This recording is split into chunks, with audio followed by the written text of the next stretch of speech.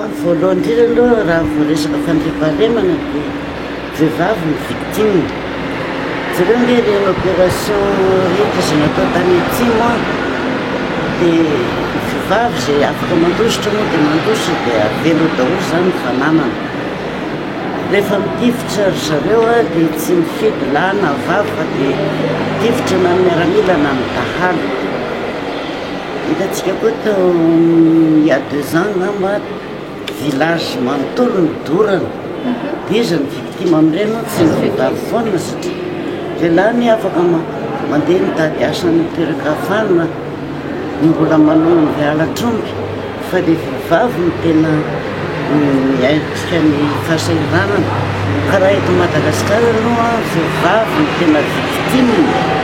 amin'ny tsy fandriam-pahalemana io ary zay mahatonga anay vehivavy manao an'izao hetsika izao a mba hanairana ny mpiara-monina, hanairana bebe kokoa ny mpitondra fanjakana mba mba hitadiavany solution mikasika nio tsy fandriam-pahalemana eto amintsika io. Ary raha tsy miaraka amin'ny vehivavy ireo no miady hevitra mitady ny vahaolana, mitady ny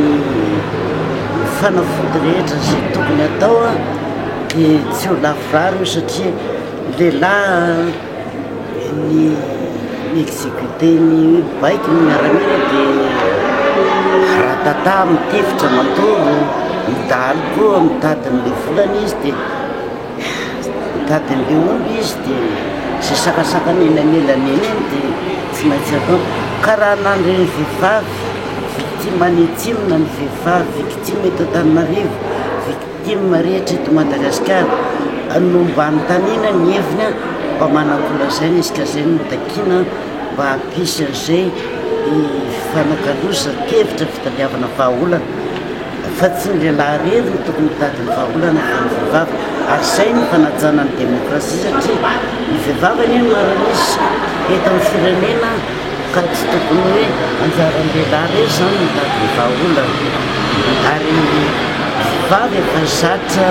mandamina ozy a teo tamin'ny tendroan'ny fiviny zatra mpandamina ny tokantrano izy, mandamina ny églize izy, mandamina ny rehetrarehetra ny fiainana amin'ny fiarahamonina dia manana fijery hafa noho ny lehilahy izy raha voaresaka zay filaminana zay no atao. Indrinony zay fomba fijery ny vehivavy zay iandro fotsiny an'le fifampiresana sa fa misy tokevitra atotra ny vehivavy en général no mihina zavatra miseho miaina izy aloha dia mandinika dia tonga dia mahita proposition andamina ny zavatra rehetra. Zay no ary vehivavy tena afaka mi-influencer zay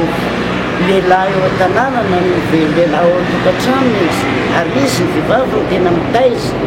Ka raha ohatra hoe mena anjara toerana izy amin'ny fanapahan-kevitra rehetra momba ny filaminana zany a no mareny mpitaiza azy afaka miteny kokoa izy amin'ireo tanora zay manao tsy mety raha ohatra resaka dahalo no teny